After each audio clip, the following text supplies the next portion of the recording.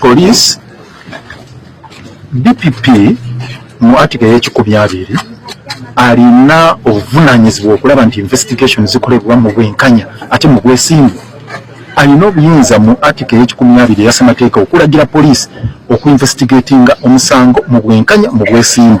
Kati obuzibu bwe tusanze nti bano bali ku kesi nti yakuma mu bantu omuliro era kyovula bagaseeko ne bano abantu abiri naye tebafuddeeyo ku investigatinga kesi ya mada ey'okutta abantu abattibwa ewa Honorable Muwanga Kivumbi ewaka.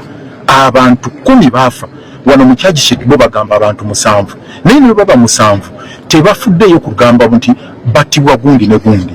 Era abantu abatta aba poliisi oba amagye agatta abantu abo tebali mu kaguli, tebabavunanyizibwako misango. Tutaddewo akazito DPP annyonnyole oba ddala waliyo fayiro gye batambuza gye banoonyerezaako ku abo bennyini abaapulinga trigger ne batta abantu. DPP agaanye. Era nga Muwanga Kivumbi yali alikodinga statement ku police yabagamba batta abantu 10 ewaka ewange bagenda okubi-investigatinga. Kati ekyo twagala kooti etunulemu nga tetunnabagenda mu maaso. Lwaki tebaagala kunoonyereza ku b'amagye ku bapoliisi abatta abantu ewaka wa Muwanga Kivumbi abali abantu 10 yadde bo bagamba abantu 7. Ekyo tugenda kiteekako nnyo amaanyi. Even if it is taken as a fact that they were 7, who killed these 7?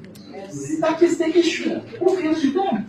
And why are they not being prosecuted? Because you have received the information from the accused.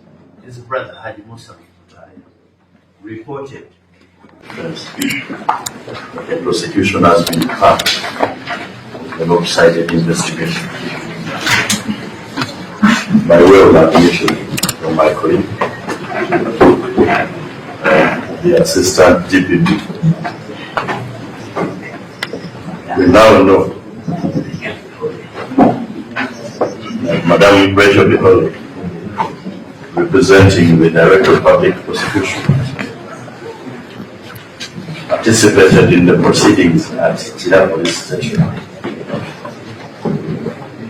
where the accused was being forced, representing the Director of Public Prosecution, participated in the proceedings at Chila Police Station, where the accused was being forced to stick to a script dictated by the state.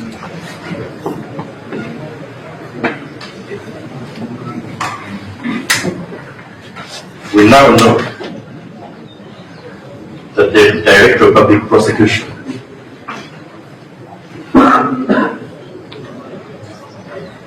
instead of even undertaking to investigate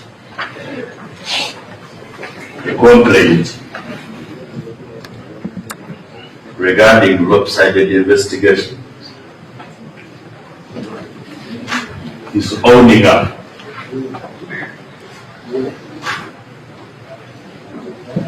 but has yielded the floor without telling